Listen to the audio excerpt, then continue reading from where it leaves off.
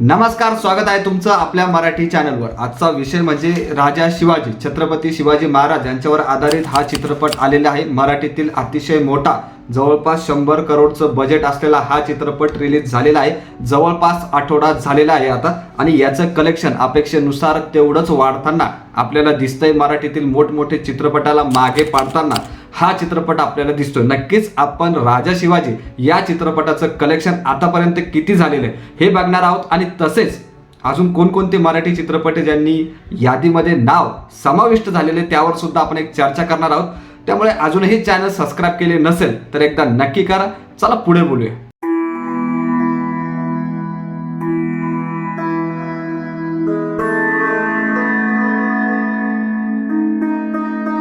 तर राजा शिवाजी हा चित्रपट अतिशय चालताना दिसतोय। खरंच अतिशय भावनिक असा चित्रपट आहे। वेगवेगळे मोठमोठे कलाकार, म्हणजे हिंदीमधील कलाकार म्हणू शकतो, तसेच मराठीमध्ये सुद्धा मोठमोठे कलाकार आपल्याला या चित्रपटात दिसतात, आणि प्रत्येकाची ॲक्टिंग, अभिनय हा अतिशय चांगला आहे।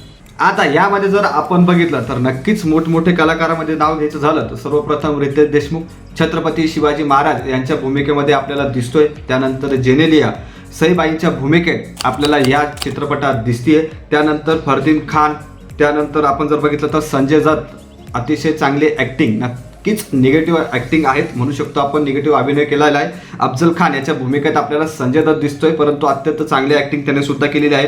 त्यानंतर बघा झालं तर महेश मांजरेकर सर आपल्याला दिसत आहे। जिजाबाईंचे वडील लखोजी राजे जाधव यांच्या भूमिकेत आपल्याला ते दिसले। सचिन खेडेकर शहाजी राजेंच्या भूमिकेत आपल्याला दिसले। अभिषेक बच्चन शिवाजी महाराजांचे मोठे भाऊ संभाजी राजे यांच्या भूमिकेत दिसले, आणि अभिषेक बच्चन यांचा नक्कीच हा पहिला मराठी चित्रपट म्हणू शकतो आपण। अतिशय उत्तम, अतिशय चांगला अभिनय त्यांनी या चित्रपटात केलेला आहे।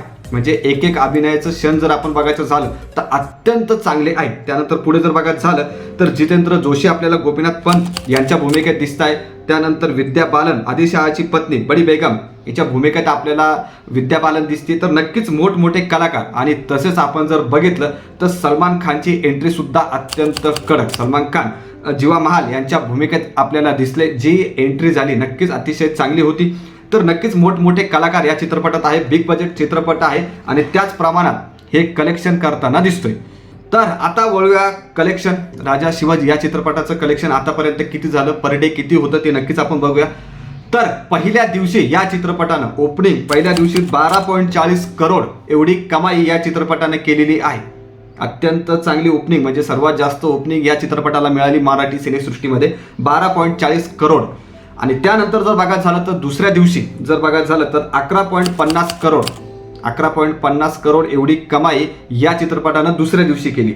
तिसऱ्या दिवशी जर बघायचं झालं तर नक्कीच आपण इथं यादी बघू शकतो। तिसऱ्या दिवशी जर बघायचं झालं तर 13.10 करोड या चित्रपटानं तिसऱ्या दिवशी कमाई केली। चौथ्या दिवशी 6.20 करोड, नक्कीच थोडंसं कमी होताना दिसतं, कारण शुक्रवार शनिवार रविवार अतिशय चांगली ओपनिंग किंवा याला अतिशय चांगला प्रतिसाद मिळाला। मध्ये काही दिवस नक्कीच थोडेसे मायनस जाताना दिसत आहे, परंतु परत एकदा ही वरती जाणार यात काही शंका नाही। चौथ्या दिवशी जर बघायचं झालं तर 6.20 करोड। पाचव्या दिवशी जर बघायचं झालं तर 5.40 करोड 5.40 करोड हे पाचव्या दिवशी। सहाव्या दिवशी बघायचं झालं तर 4.70 करोड, आणि सातव्या दिवशी 4.40 करोड। असं एक प्रकारे याचं कलेक्शन झालेलं होतं। हे आठवड्याभराचं आपण म्हणू शकतो। आता टोटल रक्कम जर बघायची झाली तर टोटल रक्कम ही 57.70 करोड अशी या चित्रपटानं कमाई केलेली आहे। अतिशय जास्त, अतिशय चांगली या चित्रपटाची कमाई झालेली आहे, 57.70 करोड। आणि आता आपण जर बघितलं तर नक्कीच मराठी सिनेसृष्टीमध्ये मोठमोठे चित्रपट येऊन गेलेले आहेत, त्यांनी भक्कम अशी कमाई केलेली आहे। 100 करोड पार सुद्धा कमाई झालेली आहे। त्यावर नक्कीच आपण एकदा नजर फिरवणार आहोत। तर सर्वप्रथम नाव येतं सैराट, अतिशय चाललेला, म्हणजे हिंदीमध्ये सुद्धा अख्ख्या देशामध्ये चाललेला, आणि गाणी तर नक्कीच आपण म्हणू शकतो प्रत्येक लग्नात, प्रत्येक डीजेच्या कार्यक्रमात आपण या गाण्याला बघतोच, ऐकतोच। सैराटमधील झिंगाट गाणं असू द्या किंवा वेगवेगळे गाणे असू द्या, तुफान चालले। तर सैराटने कमाई केली 110 कोटी। सैराटने टोटल जर कमाई बघितलं तर 110 कोटी केली होती। त्यानंतर दुसऱ्या नंबरला जर आपण बघितलं तर दुसऱ्या नंबरला चित्रपट येतो बाईपण भारी देवा, महिलांवर आधारित, नक्कीच अतिशय चांगला आहे। केदार शिंदे यांनी या चित्रपटाचं लेखन, डायरेक्टर स्वतः आहेत ते। तर बाईपण भारी देवा या चित्रपटाला 90 ते 92 कोटी एवढी कमाई मिळाली असं म्हणू शकतो, एवढी कमाई त्यांनी केली, 90 ते 92 कोटी. तर तिसरा जर चित्रपट बघितला अर्थात रितेश देशमुख आणि जेनेलिया यांचा चित्रपट वेडमध्ये आपल्याला सलमानची एंट्री दिसली एका गाण्यामध्ये, सलमानची एंट्री होती किंवा चित्रपट एकंदरीत बघितलं तर अतिशय चांगला असा होता. नक्कीच ही जोडी प्रत्येक वेळेस बघण्यास मजाच येते. तर वेडनं जर बघायचं झालं तर जवळपास 73 ते 75 कोटी एवढी रक्कम कमावली. 73 ते 75 कोटी अतिशय चांगली रक्कम कमावली नक्कीच म्हणू शकतो. चांगला हा चित्रपट चालला. पुढे जर बघायचं झालं तर आता 4थ्या नंबरवर छत्रपती शिवाजी महाराज यांच्यावर आधारित राजा शिवाजी हा आलेला आहे, या यादीमध्ये समाविष्ट झालेला आहे. तर राजा शिवाजी या चित्रपटाने आतापर्यंत 57.70 कोटी कमावलेले आहे आणि अजूनही हा चित्रपट चालतो आहे. नक्कीच हा चित्रपट 100 कोटीच्या यादीत नक्कीच जाऊ शकतो, यावर कोणती शंका नाहीये, कारण अजून तर सुरुवातच आहे.